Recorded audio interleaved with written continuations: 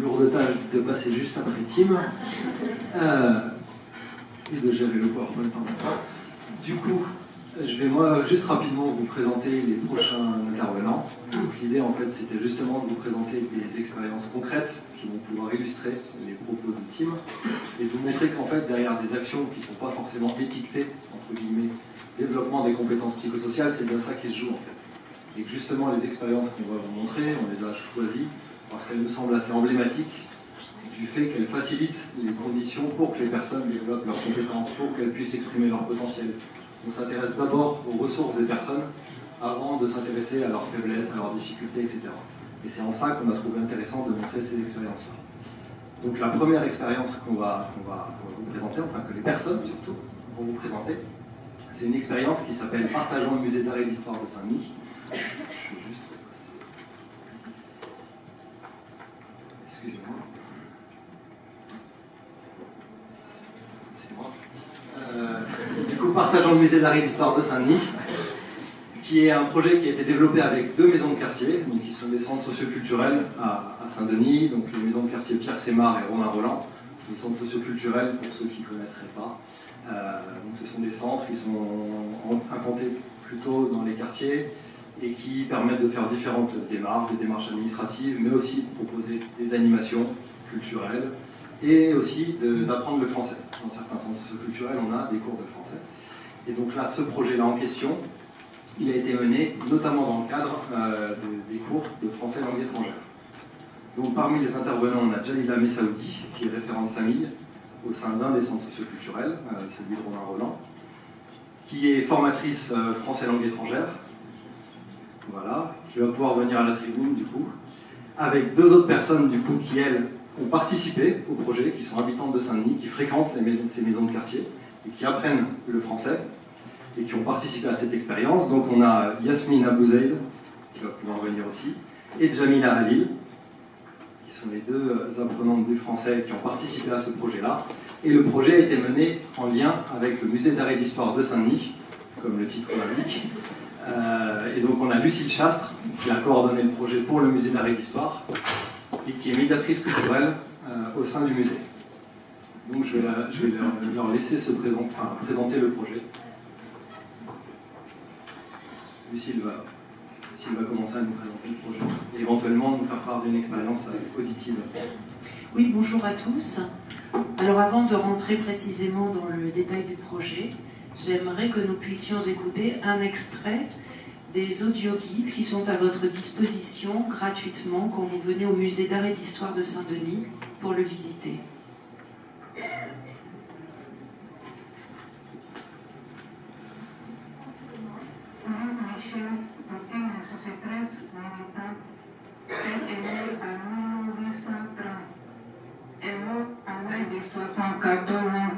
En 1905. Elle a eu la chance d'avoir grandi. Voilà, si vous voulez bien, je vais juste introduire un tout petit peu. Donc c'est un audio guide. Enfin, cet extrait parle de Louise Michel et il est à écouter quand on est au musée devant des peintures et des sculptures qui représentent Louise Michel. Donc si vous voulez bien à la technique, messieurs, nous le faire entendre avec un peu de force, nous vous en serions reconnaissantes. Merci. Oui, s'il vous plaît, je veux bien que vous recommenciez. Merci.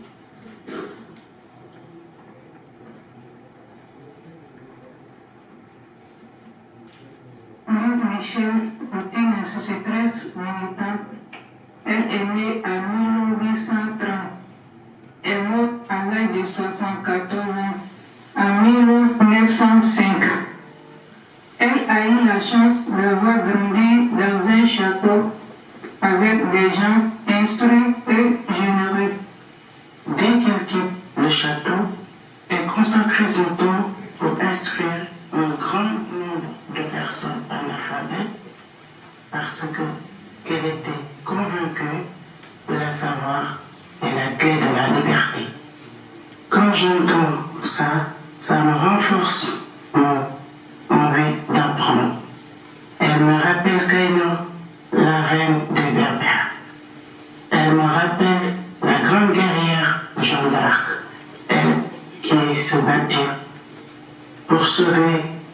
peuple français à Orléans. Louis Michel, 13e, a entretenu une correspondance avec les grands écrivains français Victor Hugo. Elle a pu les rencontrer plus tard. Victor Hugo a dit lire, c'est comme manger et boire.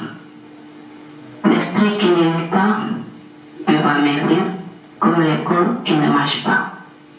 Cette femme était dotée d'une intelligence et une forte personnalité, ce qui lui permettait d'être aimé et entendu par les peuples.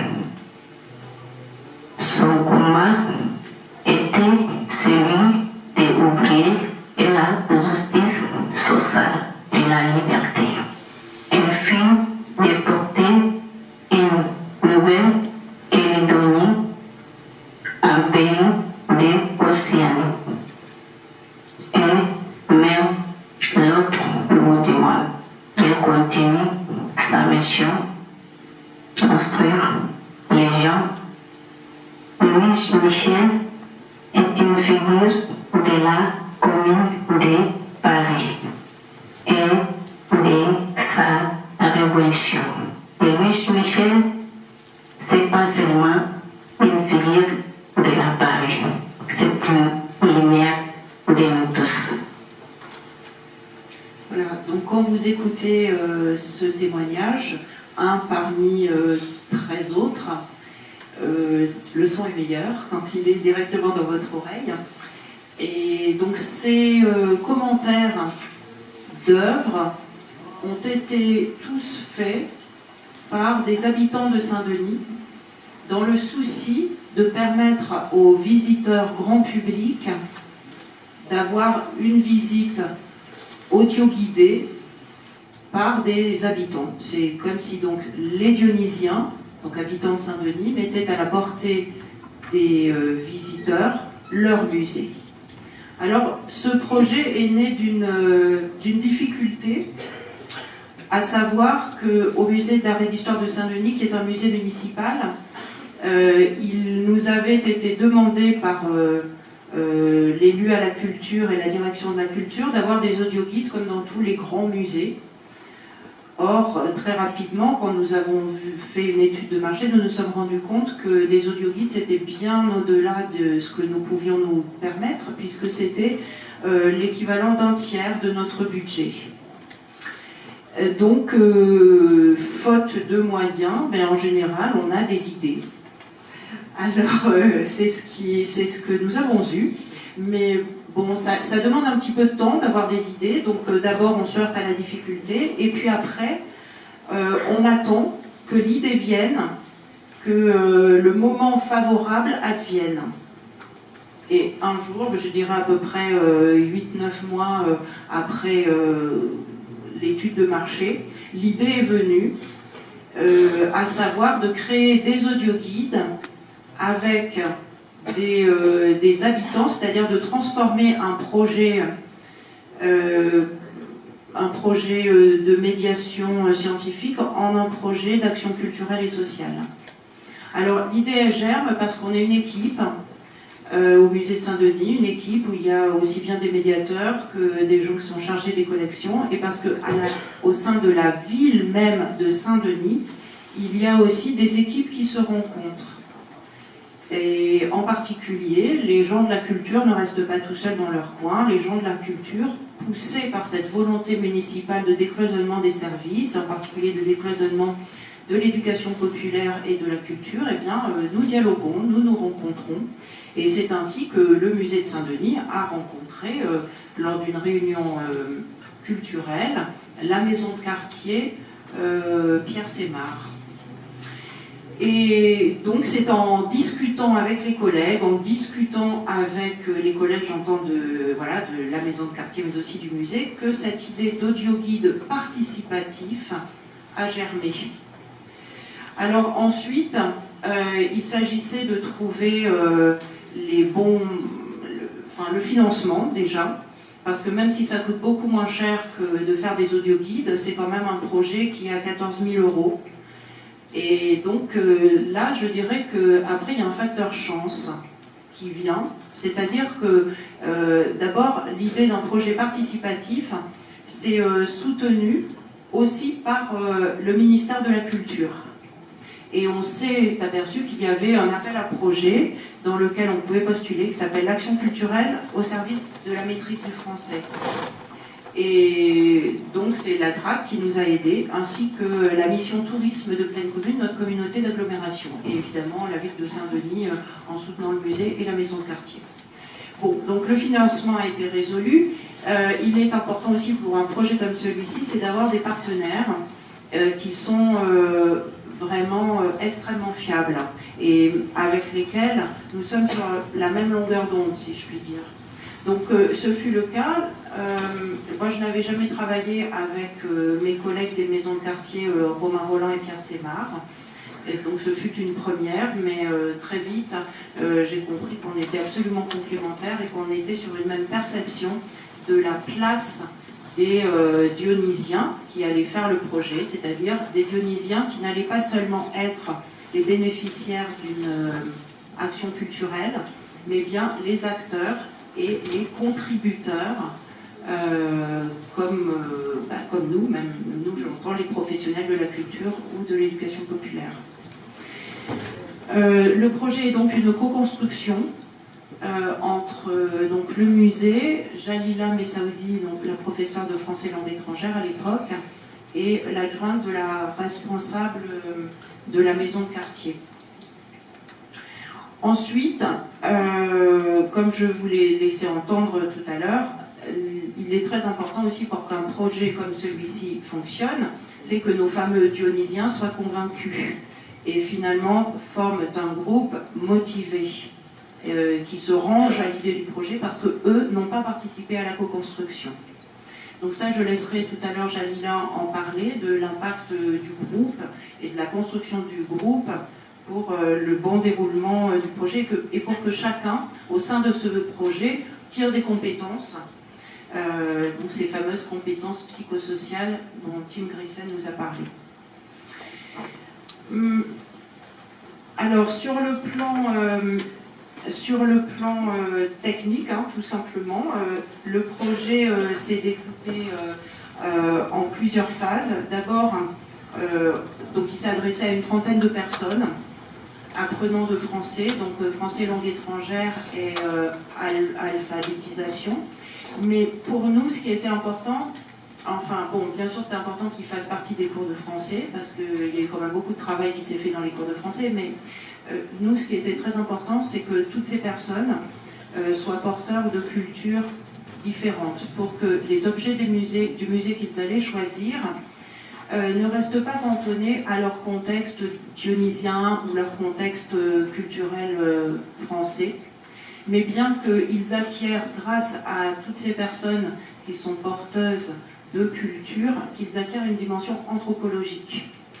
Et ça a été, pour le coup, une très grande richesse. Je ne sais pas si l'enregistrement que vous avez entendu était suffisamment perceptible, et vous voyez les ponts qui sont tissés entre Louise Michel et Kaïna, la reine des Berbères, et Jeanne d'Arc, qui a beau être une figure française, elle n'en est pas moins très très connue dans les pays de la francophonie, pardon.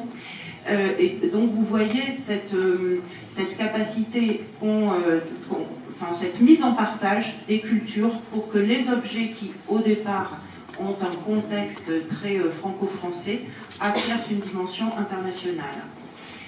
Donc il y a eu un moment de découverte des collections qui s'est faite avec les apprenants et Jalila et moi, et c'était plus de l'ordre de la discussion autour des objets et du partage de culture. Moi, en tant que médiatrice culturelle, je n'étais pas plus porteuse d'un savoir supérieur que Jalila, Yasmine et les autres.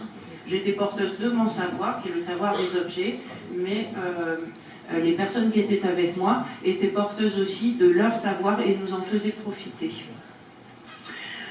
Ensuite, il s'agissait de choisir les objets qui allaient être commentés, et c'était très important pour nous que ce ne soient pas des objets que nous, les gens du musée, avons décrétés comme étant importants. c'était décisif que ce soit les habitants de Saint-Denis qui décident que tel et tel objet était important, que c'était ces objets-là qu'ils voulaient transmettre. Et dans les cours de français, eh bien, les contributeurs ont écrit le discours sur les objets. Et un discours qui prenait en considération aussi bien le discours scientifique dont j'étais porteuse que les discours de tous les autres participants.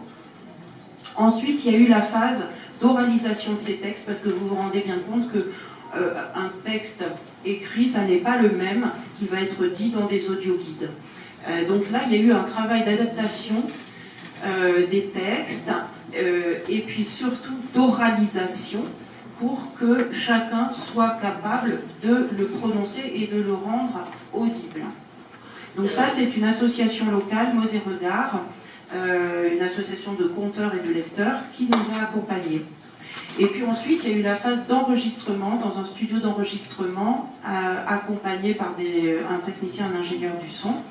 Et là, nous avons la chance à Saint-Denis d'avoir pu utiliser les ressources de la ville. En l'occurrence, il y a une maison de quartier, la ligne 13, qui est équipée d'un studio d'enregistrement.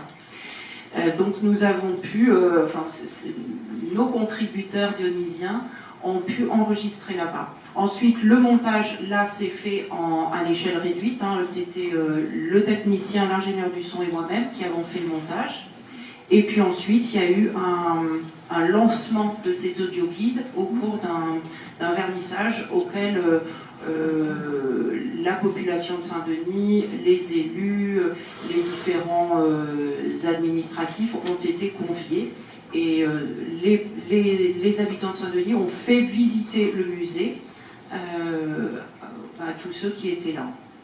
Voilà pour le cadre général de ce projet. Et maintenant pour l'aspect vraiment purement humain, je vais passer la parole à Janina. Bonjour à tous. Alors pourquoi ce projet? Pour moi, il y avait deux dimensions qui me semblaient très importantes. La première, c'était l'idée du projet en elle-même, parce qu'un projet, c'est un apprentissage aussi. On apprend à se fixer des objectifs ensemble et à mettre en œuvre tout ce qu'on sait faire, tous les savoir-faire, tous les savoirs, pour pouvoir réussir à concrétiser ces objectifs. La deuxième dimension, c'est tout ce côté, je dirais, humain, de cohésion dans mes groupes. Comment faire ensemble? Et le comment faire ensemble avec toutes nos différences, c'est une difficulté, mais qui est aussi une très grande richesse.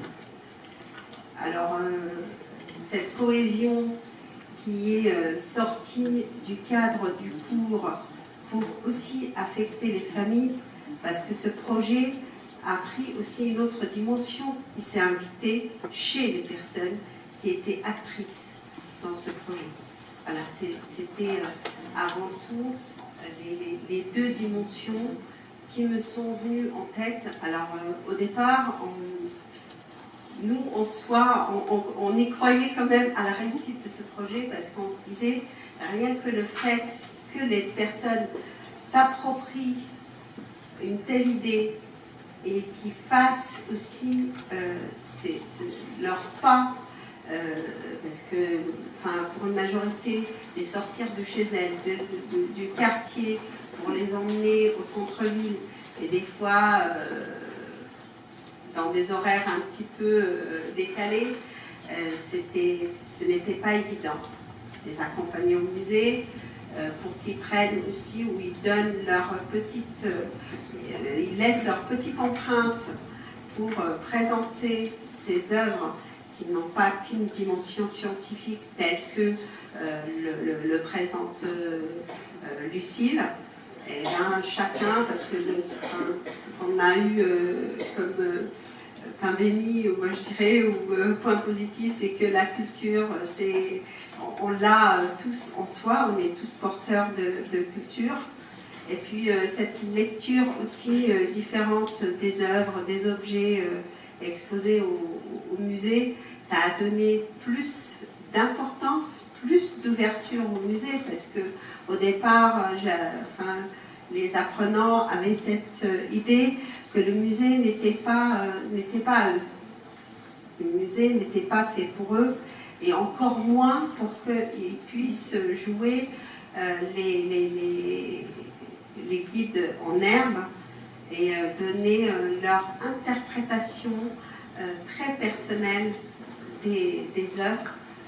Pour eux, au début, c'était inadmissible, c'était juste impossible, mais c'était à la fin une fierté parce que de se faire entendre par les autres, de se faire féliciter, que les gens s'intéressent à ce qu'ils ont fait, je pense que c'était une grande richesse et une grande réussite.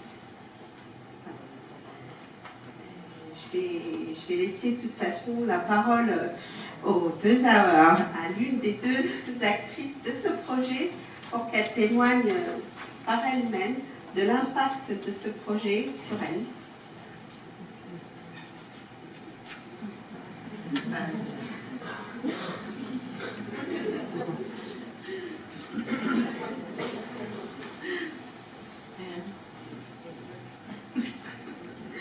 Bonjour tout le monde.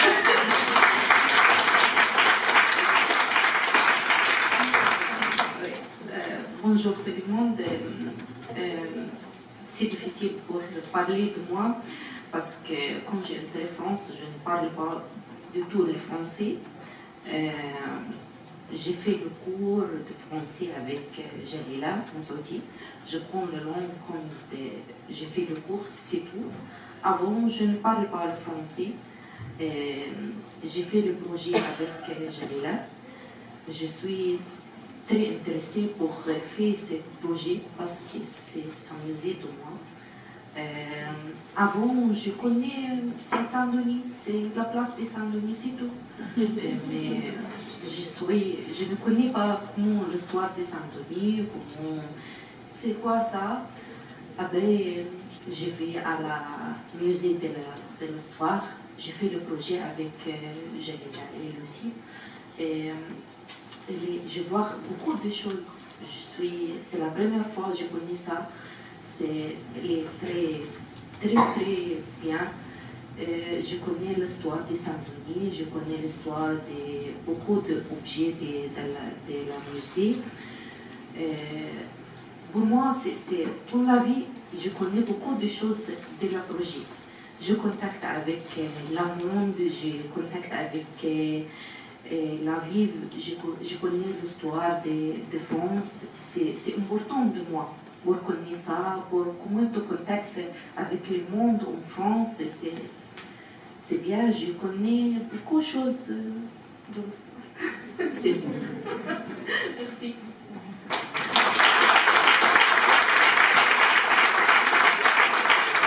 Vous venez d'où? D'Égypte. D'Égypte. Oui, Égypte. Et vous êtes allé quand ici? 2015. 2015. Oui. Bravo.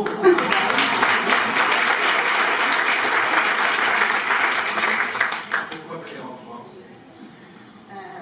La première chose, c'est mon mari, il travaille en France, ça fait longtemps.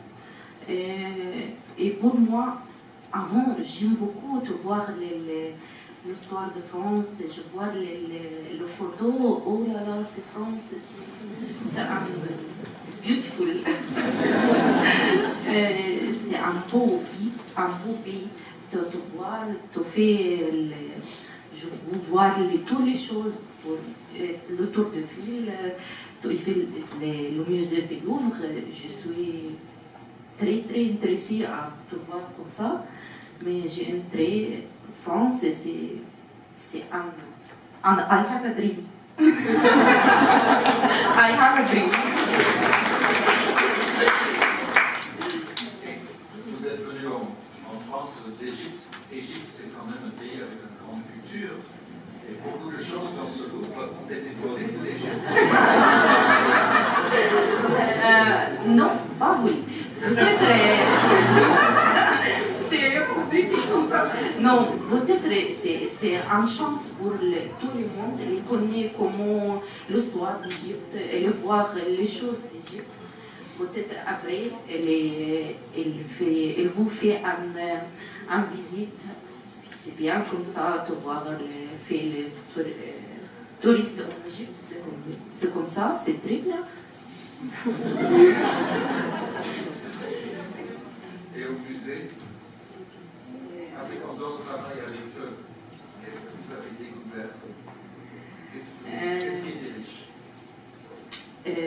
J'ai riche beaucoup. Par exemple, j'ai parti avec mon voisine, ça fait 12 jours.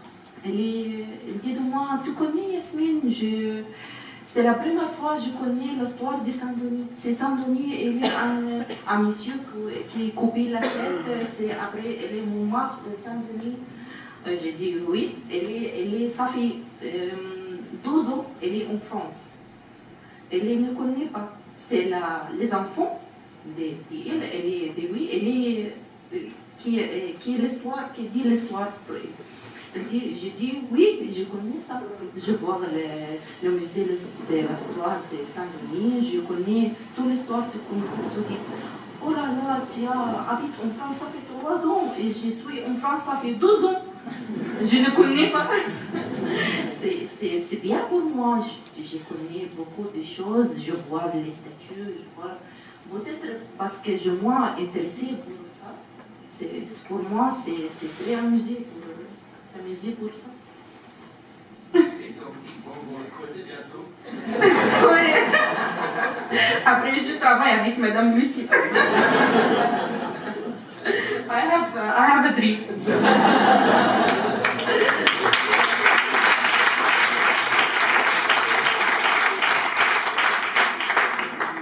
Bonjour tout le monde.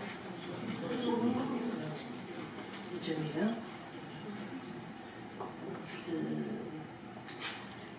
Je fais le projet avec Jalila et Lucie.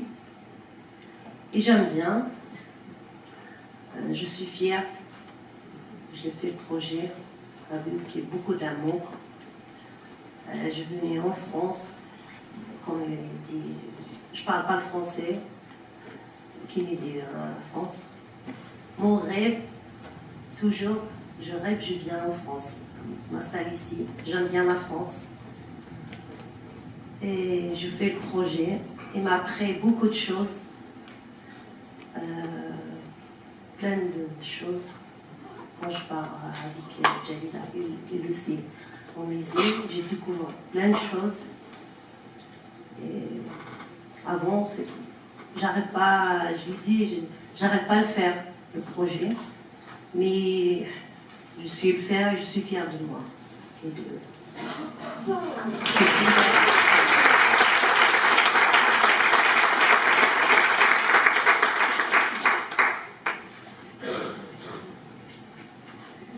Racontez des choses que vous avez appris.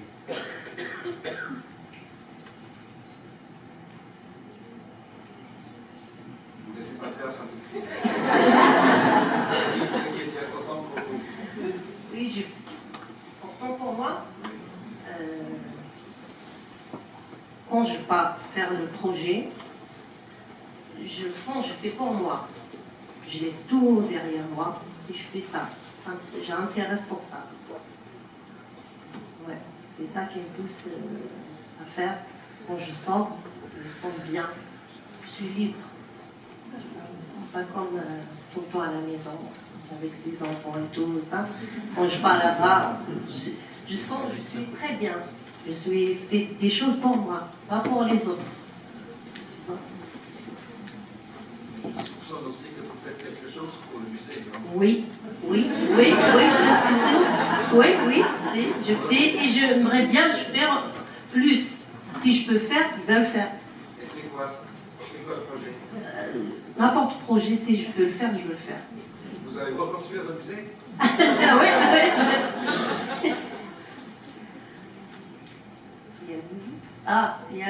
Encore, il y a le nouveau projet. Oui, maintenant on fait le nouveau projet. C'est les livres. On fait les livres pour l'école.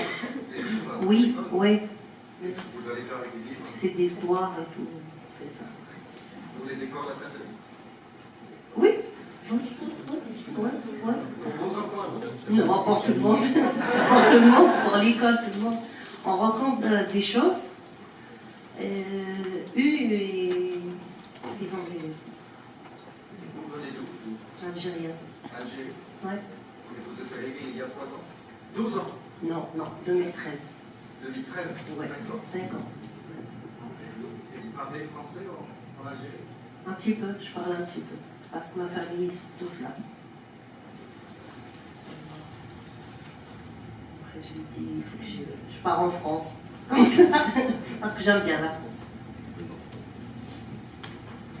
Est-ce que vous avez apporté quelque chose de l'Algérie pour ce musée? Quelle est la richesse algérienne que vous avez apportée? Oui, c'est ça. Le couvre-feu, c'est... Le couvre-feu. Le couvre-feu? Ouais. Ouais. C'est de l'Algérie. Ça, c'est de l'Algérie.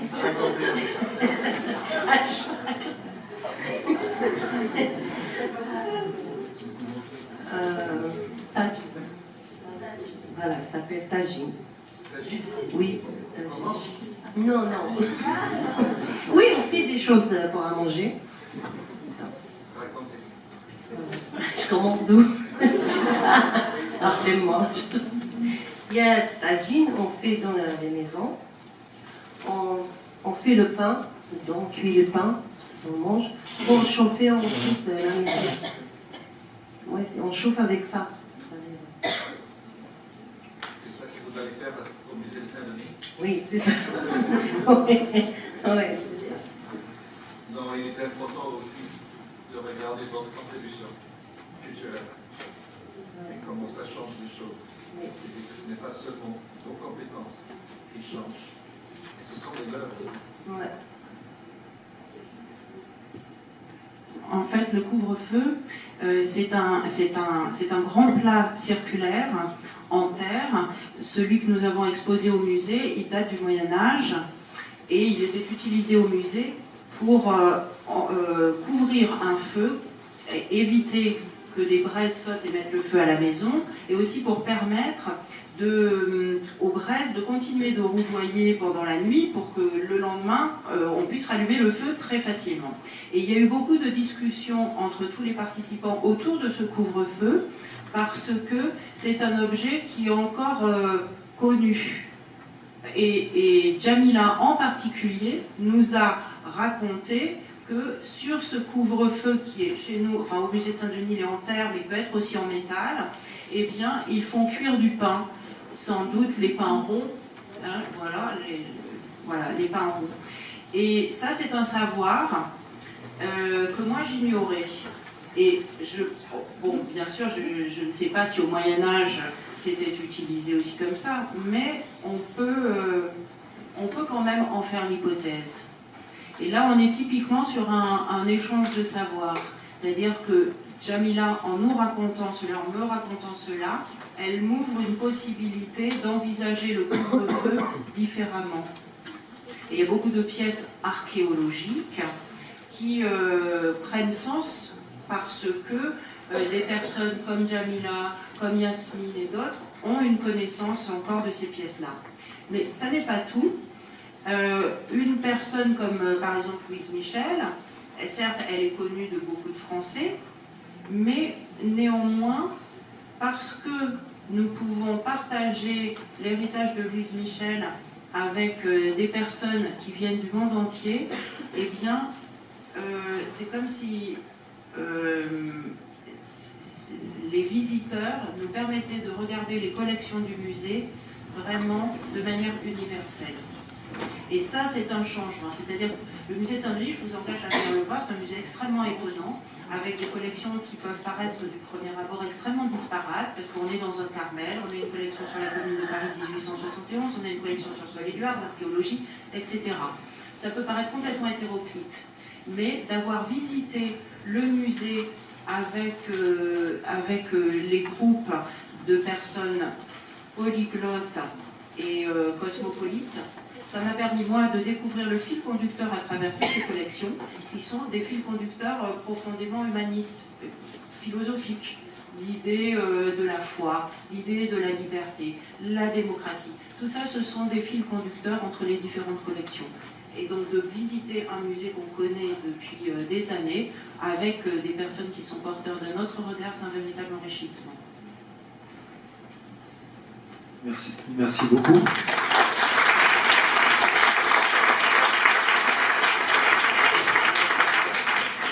Merci beaucoup pour ces différents témoignages. En fait, il y a pire que de passer après Tim, il y a passer après ces témoignages-là. Du coup, je vous engage au-delà d'aller visiter le musée d'art et d'histoire de Saint-Denis, à poser aussi vos questions. On a une dizaine de minutes, si vous voulez, pour échanger autour de cette expérience-là, avant de laisser la place à la deuxième expérience. Sachant ce qui me semble intéressant, c'est à la fois ce que ça apporte aux personnes qui ont participé au projet, en même temps ce qu'elles ont apporté elles-mêmes au projet au musée, et aussi la dimension pour nous professionnels de comment est-ce qu'on arrive à faire place pour à la fois que les personnes se sentent capables de prendre place, et en même temps comment ça change des choses pour nous aussi. Je ne veux pas anticiper sur la question. Juste une question sur le nombre de personnes et le nombre de nationalités, si on peut dire, d'origine.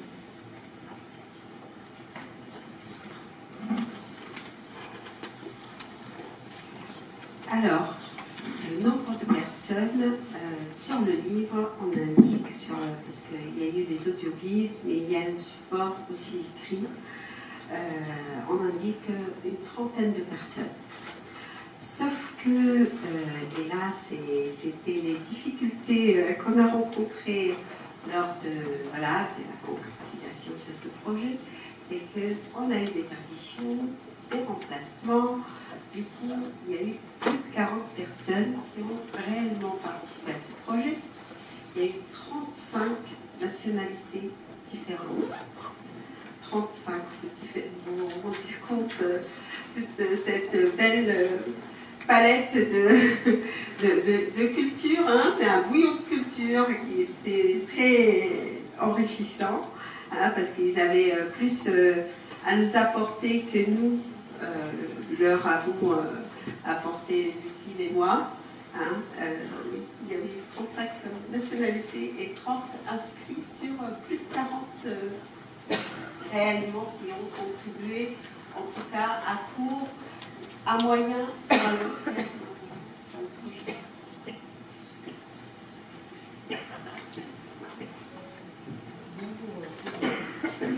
C'est pas une question.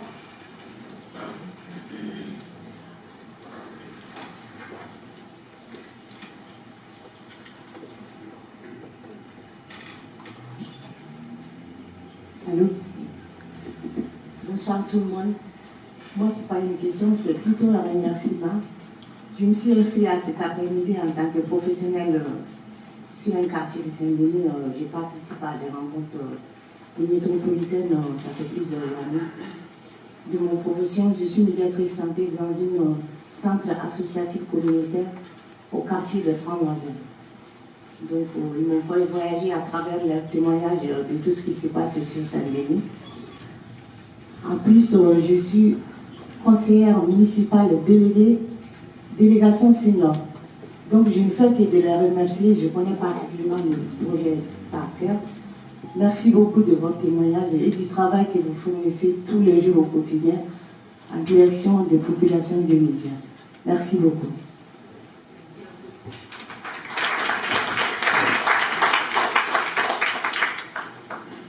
Oui, alors moi je voulais remercier effectivement cette présentation qui est absolument extraordinaire et qui donne envie en tout cas de travailler et de bâtir des projets. Maintenant, j'aurais souhaité savoir combien de temps avait duré ce projet, parce que je suppose qu'il ne s'est pas fait en quelques mois, enfin j'imagine. Donc le temps passé et comment aussi, parce que c'est vrai que j'ai été très touchée tout à l'heure dans la présentation de l'audioguide, où il y a cette référence à Kaïna, donc la reine des Berbères, Et je me demandais comment vous avez fait le choix. Alors là, c'était le premier audioguide, mais je suppose qu'il y en a plusieurs. D'abord, il y en a combien? Et comment vous avez fait le choix de vous arrêter sur telle et telle présentation? Parce que je suppose qu'il y a eu tout un travail démocratique autour des textes, mais si vous pouviez peut-être préciser. Oui, merci pour vos questions. Merci Madame pour vos encouragements. Donc le projet, nous l'avons construit donc à 3 au printemps 2015. Nous avons demandé des subventions en juillet 2015, obtenu les subventions en septembre 2015, démarré le projet fin septembre 2015 et inauguré les audioguides le 12 mars 2016. Waouh! Voilà, donc ça a été... oui, ça a été... C'est-à-dire qu'il y avait aussi... il y avait plusieurs nécessités, mais y compris de le faire pendant l'année scolaire du cours de français dans les maisons de quartier Romain-Rolland et Sémar. Donc il fallait... mais c'était bien. Le choix des objets, ça s'est fait... alors déjà, pendant les visites, pendant la visite, ça s'est fait vraiment spontanément. C'est-à-dire que Jalila et moi, nous démarrions toujours, on s'entendait toujours sur un objet, enfin, une collection au moins, et puis un objet qui démarrait. Et puis après, au fur et à mesure de la déambulation, de la discussion, des intérêts des uns et des autres, on suivait. Donc c'est un travail vraiment... du point de vue du médiateur, vraiment d'improvisation, d'adaptation. Et ensuite, le choix réel de la discussion, enfin le choix réel, c'est fait, des 13 objets, c'est fait dans les cours de français, avec le choix pour certains groupes de ne pas travailler sur une collection, en particulier sur la collection consacrée à la Commune de Paris de 1871, parce qu'elle rappelait des souvenirs trop douloureux pour une partie des personnes. Et donc la séance que nous avions faite au musée sur ce sujet-là avait été très pénible. Donc il y a eu un groupe qui n'a pas souhaité. Et je pense que Jalila a un petit peu incité un autre groupe à travailler sur ce sujet-là. Et si tu veux préciser les choix à l'intérieur des cours de français. Comme le choix, par rapport à aux visites du musée, c'était des déambulations qui étaient menées par les apprenants. Parce que Lucie apportait certes les informations nécessaires scientifiques sur les objets devant lesquels les apprenants s'arrêtaient ou demandaient plus d'informations. Sinon, c'était eux dès le départ. Alors, même si il y avait 4 séances de visites semi-guidées ou guidées. Moi, je ne dirais pas guidées, mais c'était semi-guidées. Et même si c'était guidé, c'était les apprenants eux-mêmes qui choisissaient en tout cas l'itinéraire et à quel endroit s'arrêter. Après, l'intérêt, c'est aussi de travailler ensemble. On s'est porté en fait, les apprenants, Lucie, moi, nous avons tous réuni nos forces pour cibler, en tout cas après, ce qui a été choisi par les apprenants et pour le valoriser. Mais les choix ils sont faits, comme par exemple la commune de Paris, à un certain moment, on l'a laissé, parce qu'on se dit, la commune de Paris, pour des étrangers, des guerres, il y en a un peu partout dans le monde, des guerres, il y en a toujours, et puis des histoires de famille liées à ces guerres-là, c'est toujours douloureux, et puis même si c'était très intéressant, pour certains d'entre eux, par aussi solidarité et par en tout cas bienveillance vis-à-vis de leurs collègues, ils ont abandonné l'idée et ils sont plutôt, après c'est par affinité, par rapport à l'intérêt qu'ils portent aux objets. C'est même pas affinité personnelle ou individuelle. C'est par rapport à ce que raconte l'objet, ce que renvoie l'objet du musée aux personnes. C'était ça. On va prendre une dernière question. Oui, merci. Christophe Debeny, Santé scolaire à Paris. Je vous remercie déjà de cette présentation plurielle à plusieurs voix sur un domaine donc, qui est très lié à la culture, vous l'avez bien dit, et aussi au domaine de la participation d'habitantes de Saint-Denis. Vous savez qu'on est dans le cadre ici des Semaines de la Santé, on travaille aussi dans le sud des Assises parisiennes de la Santé. Je serais assez intéressé d'entendre votre point de vue sur le lien que vous faites avec votre travail et la santé.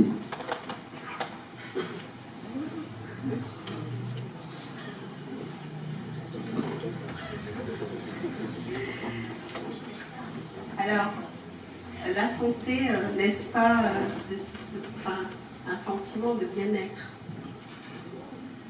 C'est avant tout ça.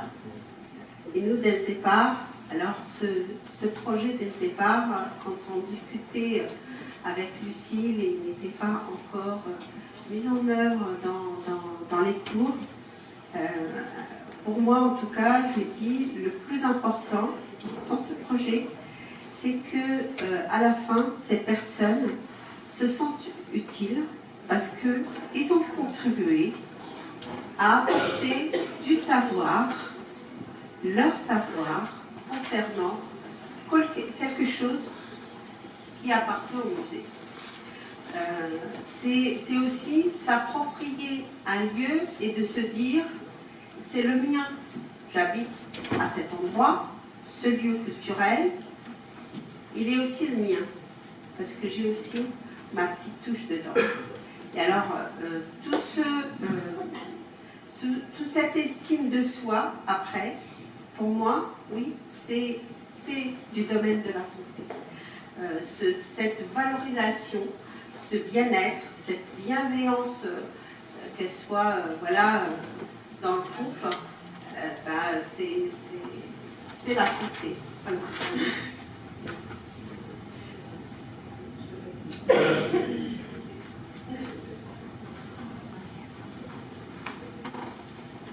Merci beaucoup à toutes les quatre. On va passer à la deuxième expérience.